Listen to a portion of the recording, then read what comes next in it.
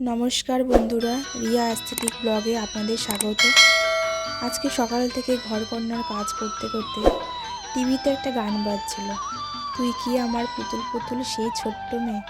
মান্নাদের এই গানটা শোনার পর থেকে আজকে সারাদিন আমার মনটা কেমন যেন ভারী হয়ে আছে। আজকে কাজের ফাঁকে ফাঁকে আমার শুধু একটা মানুষের কথাই বারবার মনে পড়ছে, তিনি হলেন আমার বাবা। আজকে তাই মন থেকে আমার বাবাকে নিয়ে কিছু কথা আপনাদের সাথে ভাগ করে নিতে এলাম।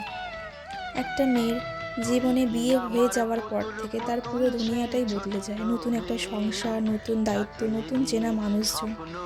বিয়ের আর 4-5 বছর হয়ে গেল। আমি নিজেও একটা সুন্দর সংসার গুছিয়ে নিয়েছি, আমার একটা মিষ্টি ছেলেও আছে। কিন্তু যতই দিন যাক না কেন, বাবার বাড়ির সেই চেনা দিনগুলো, বাবার সেই ভালোবাসা মেয়েরা কোনোদিনই ভুলতে পারে না। আজকে যখন আমি নিজের সংসারে রান্না করি, ঘর গোছাই, তখন মনে পড়ে বাবার বাড়িতে আমি কিছুই জানতাম না। কোনোদিন একটা কাজও বাবা আমাকে জোর করে করতে বলতো না, সব সময় আগলে রাখতো। একটু শরীর খারাপ হলে যে মানুষটা আমার চিন্তা করতো সব সময়, সে হচ্ছে আমার বাবা। নিজের সব ইচ্ছে বিসর্জন দিয়ে ছেঁড়া জুতো পরে যে মানুষটার মেয়ের মুখে সবসময় হাসি ফুটিয়েছে, সে হলো আমার বাবা। পুজোর সময় কত আবদার করতাম, বাবা এটা লাগবে, বাবা ওটা লাগবে। নিজে একটা ছেঁড়া জুতো বা একটা ছেঁড়া জামা পরতো, কিন্তু কোনোদিনও পুরনো পরতো। হ্যাঁ, কোনো সময় আর নতুন কিছু দেখিনি পরতে। যে যা দিত সেটাই নিই, কিন্তু নিজের জন্য কিছু কিনতো না, সবাইকে কিনে দিত। নিজেরা কষ্টে থেকেও মেয়ে, জামাই আর নাতি যাতে কোনো অসুবিধা না হয়, বাবা সবসময় সেই খেয়ালটাই রাখে। মেয়েরা বিয়ের পর যতই বড় হয়ে যাক না কেন, যতই সংসারী হোক না কেন, বাবার কাছে তারা আজীবন সেই ছোট্ট পুতুল মেয়েটাই হয়ে থেকে যায়। দূর থেকে বাবা শুধু একটা কথাই জানতে চায়, মারে তুই ভালো আছিস তো। এই কথাটা শোনার জন্য মনটা ব্যাকুল হয়ে থাকে। বাবা, তোমাকে আমি মুখে কোনোদিনও বলতে পারিনি, কিন্তু আজ এই ব্লগের মধ্যে বলছি, আমি তোমাকে খুব ভালোবাসি। তুমি ভালো থেকো, সুস্থ থেকো, আমি এটুকুই চাই। শুধু আমি কেন, প্রত্যেকটা মেয়ে তার বাবার কাছে এটাই চায়। বন্ধুরা, আজকে রান্না আর কাজের ফাঁকে নিজের অজান্তেই মনটা একটু বেশি আবেগপ্রবণ হয়ে পড়েছিল।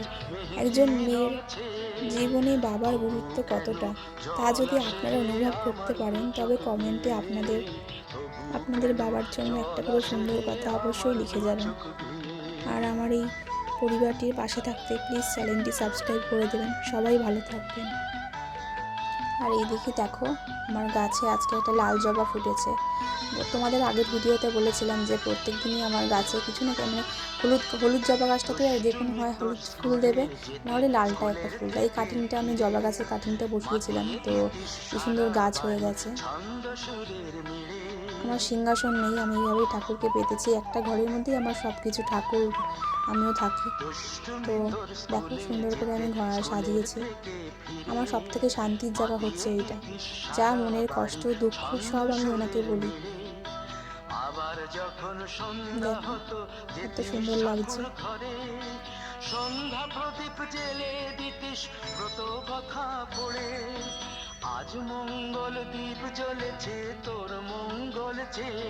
তো এই যে খাওয়া দাওয়া স্টার্ট, এখন আমাদের দুপুর হয়ে গেছে। তোর মঙ্গল চেয়ে আমার হাজবেন্ড বসেছে, ওকে ভাত দেবো খেতে। আমার ছেলে আছে পাশে, ওকেও খেতে দেবো। সারাদিনের তো অনেক দায়িত্ব, ঘরের কাজ বাজ, রান্নাবান্না এসব করতে করতেই দিন কেটে যায়, নিজের জন্য একটু সময় পাই না। তারপরে একটু বসেছিলাম। আমার যখনই ভালো লাগে না, আমি জানলার সামনে বসে এরকম বাইরের দিকে তাকিয়ে থাকি, খুব ভালো লাগে, মনে একটা আলাদা শান্তি আসে।